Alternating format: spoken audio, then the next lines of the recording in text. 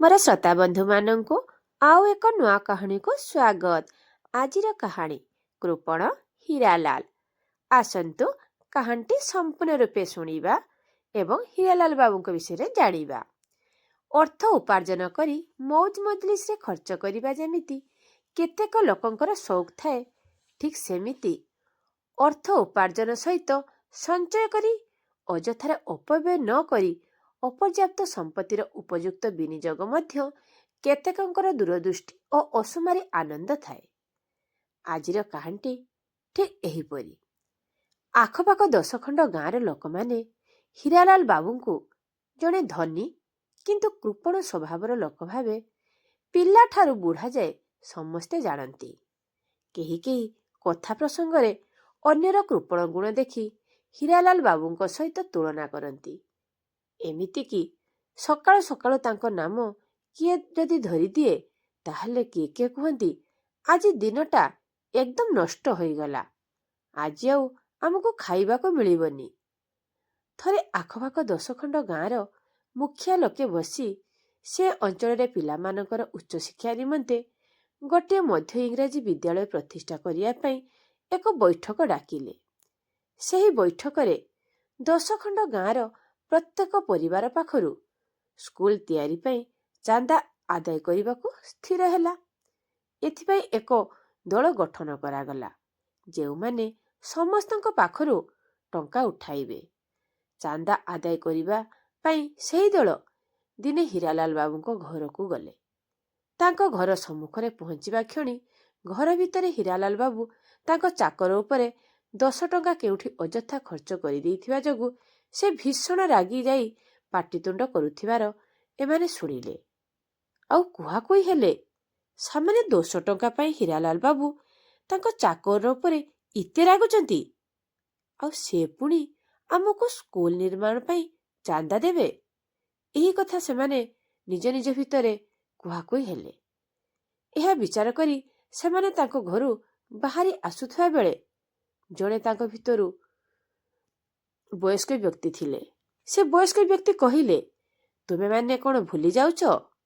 आमको जो दायित्व दिया जाइछि कोन दायित्व जे आमे प्रत्येक परिवार को जाई भेटिबा आउ सबु कथा तांको जणाई रिजोल्यूशन खातारे सेमानकर दस्तखत आनिबा। तेणु हीरालाल बाबू टंका दियंतु अबा न दियंतु आमको तांको भेटिबाकू पड़िबो एवं सबु कथा तांको जणाइबाकू पड़िबो, नचेत से काली कहिबे जे आमे तांको किछि जणाई नाहु बोली।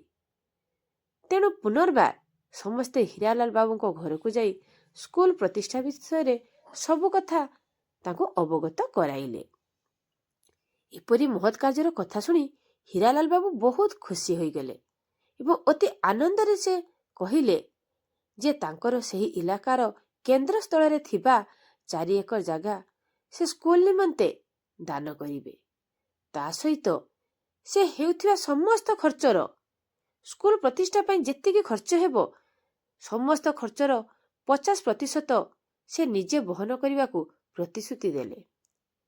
हीरालाल बाबूको एपरी निष्पत्तिर आश्चर्य होई सेही वयस्क व्यक्ति जनक पचारिला, आज्ञा आमे जेतेबेले प्रथमे आपनको घर को आसिलु आपण 10 टंका पई आपनको चाकर को तागिद करुथिबार आमे सुनी भाबिलु जे जेउ लोक मात्र 10 टंका पई इते व्यस्त से पुणी स्कूल पई कोन किछि दान करि देबो कि? यह केबे नहे। यह भाबी आमे समस्ते एठारु पळै जाइथिलु। तापरे पुणी आपनको जणाइबा उद्देश्य रे फेरी आसिलु। आ वर्तमान आपण एते किछि देबा कथा सुनी आमे किछि बुझी पारु ना जे आपण प्रकृत रे आमको ए सब जो कथा कहउचंती सत ना आम सहित थट्टा करूचंती? आ जदि ए कथा सत ताले आपण प्रकृत केउ चिंताधारार लोक? समस्त आपणको एकांत कृपण बोली कहउथिया स्थळे आपण इते बड़ दान देबे बोली आमे किपरि विश्वास करिबु? आपण निजे कहउनांती इहे कोन आमे ठीक सुनिचु? तांको कथार उत्तर रे हीरालाल बाबू कहिले जे हां तुमे माने जहा सुनिच ता एकदम ठीक। आ एक कथा भी ठीक जे मु 10 टंका पई मोर चाकर को किछि समय पूर्वरु रागुथिली कारण से 10 टंका ଅଯଥାରେ ଖର୍ଚ୍ଚ କରିଥିଲା। ସେ ଯଦି 10 ଟଙ୍କା ଜାଗାରେ 1000 ଟଙ୍କା ଠିକ୍ କାର୍ଯ୍ୟ ପାଇଁ ଖର୍ଚ୍ଚ କରିଥାନ୍ତା, ତାହେଲେ ମୁଁ ତା ଉପରେ ଆଦୌ ରାଗି ନଥାନ୍ତି। ଆଉ ସେ କହିଲେ, ମୁଁ ବହୁତ କଷ୍ଟ କରି ଧନ ସମ୍ପତ୍ତି ସଞ୍ଚୟ କରିଛି, ତେଣୁ ମୁଁ ସାମାନ୍ୟ ହେଲେ ମଧ୍ୟ କୌଣସି ଅଯଥା ଖର୍ଚ୍ଚ ସହ୍ୟ କରିପାରେ ନାହିଁ। ସେତେବେଳେ ମୁଁ ରାଗିଯାଇ ଗାଳି ଦିଏ। ପୁଣି କିଛି ସମୟ ପରେ ଗାଳି ଦେଇଥିବା ଲୋକକୁ ବୁଝାଇ ଦିଏ ଯେ ତାର ଭୁଲ କ'ଣ। ତେଣୁ ଆଜି ପର୍ଯ୍ୟନ୍ତ ଯେଉଁମାନେ ମୋ ପାଖରେ କାମ କରିଛନ୍ତି ସେମାନେ ମୋତେ ଭଲ ଭାବରେ ଜାଣିଛନ୍ତି, ଆଉ ମୋତେ ଛାଡ଼ି କେବେ କିଏ ଚାଲିଯାଇ ନାହାନ୍ତି। କିନ୍ତୁ ବାହାର ଲୋକ ଯେଉଁମାନେ ମୋ ସହିତ ନା ଭଲ ଭାବରେ ମିଶିଛନ୍ତି, ନା କଥାବାର୍ତ୍ତା ହୁଅନ୍ତି, ନା କେବେ ଭଲ ମନ୍ଦ ପଚାରି ବୁଝିଛନ୍ତି। ଯେମିତିକି ପ୍ରଥମେ ତୁମମାନଙ୍କର ମୋ ପ୍ରତି ଯେଉଁ ଭାବନା ଥିଲା, ଯଦି ତୁମେମାନେ ଆଉ ଥରେ ଆସି ମୋତେ ଦେଖା କରି ସବୁ କଥା କହିନଥାନ୍ତ, ତାହେଲେ ତୁମେମାନେ ମଧ୍ୟ ଚାରିଆଡ଼େ କହି ବୁଲନ୍ତ ଯେ ହୀରାଲାଲ ବାବୁ ବହୁତ କୃପଣ। କିନ୍ତୁ ତୁମେମାନେ ଯେତେବେଳେ ଆସି ମୋ ସହିତ ମିଶିଲ, ମୋ ବିଷୟରେ ଅଧିକ ଜାଣିଲ, ତେଣୁ ହୁଏତ ତୁମର ମୋ ଉପରେ ଥିବା ଚିନ୍ତାଧାରା କିଛି ପରିମାଣରେ ବଦଳି ଯାଇଥିବ କିମ୍ବା ସମ୍ପୂର୍ଣ୍ଣ ରୂପେ ବଦଳି ଯାଇଥାଇପାରେ।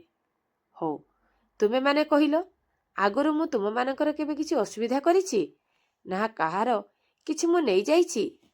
ତଥାପି ତୁମେମାନେ ଅନ୍ୟଠାରୁ ଶୁଣି ଶୁଣି ମୋତେ କୃପଣ, ମୋ ନାମ ଧରିଲେ କୁଆଡ଼େ ଖାଇବା ପାଇଁ ମିଳିବନି, ଏମିତିକି କେତେ କ'ଣ କଥା କହୁଥିଲ, ସତ ନା ନୁହଁ? ଏହା ଶୁଣି ସମସ୍ତେ ତଳକୁ ମୁହଁ କରି ଚୁପ୍ ହୋଇ ବସିଲେ ଏବଂ ନିଜ ଭୁଲ ବୁଝିଲେ। ସ୍କୁଲ ପ୍ରତିଷ୍ଠା ହେଲା। ସବୁଆଡ଼େ ହୀରାଲାଲ ବାବୁଙ୍କ ଜୟ ଜୟକାର ହେଲା। ସ୍କୁଲଟିର ନାମ ହୀରାଲାଲ ମଧ୍ୟ ଇଂରାଜୀ ବିଦ୍ୟାଳୟ ରଖାଗଲା। ଆଜ୍ଞା, ଏଇଠି ମୋ କାହାଣୀଟି ସରିଲା। କାହାଣୀଟି କିପରି ଲାଗିଲା କମେଣ୍ଟ ମାଧ୍ୟମରେ ଜଣାଇବା ସହିତ ଚ୍ୟାନେଲରେ ନୂଆ ଥିଲେ ପ୍ରଥମେ ମୋର ଚ୍ୟାନେଲକୁ ସବସ୍କ୍ରାଇବ୍ କରିବେ, ଲାଇକ୍ ଓ ସେୟାର କରିବାକୁ ଆଦୌ ଭୁଲିବେନି। ଏହି କାହାଣୀରେ ଆମେ କ'ଣ ଶିକ୍ଷା ପାଇଲେ ଜାଣିବା। ଆମେ ଏହି କାହାଣୀରୁ ଶିଖିଲେ ବାହାର ଦୃଷ୍ଟିକୋଣ କ'ଣ ତାହା ନ ବୁଝି ଅନ୍ୟମାନଙ୍କ କଥା ଶୁଣି କାହା ଉପରେ ଶସ୍ତା ମନ୍ତବ୍ୟ ଦେବା ଅନୁଚିତ। ଆପଣମାନଙ୍କୁ କାହାଣୀଟି ସମ୍ପୂର୍ଣ୍ଣ ରୂପେ ଶୁଣିଥିବା ଯୋଗୁଁ ଅଶେଷ ଅଶେଷ ଧନ୍ୟବାଦ।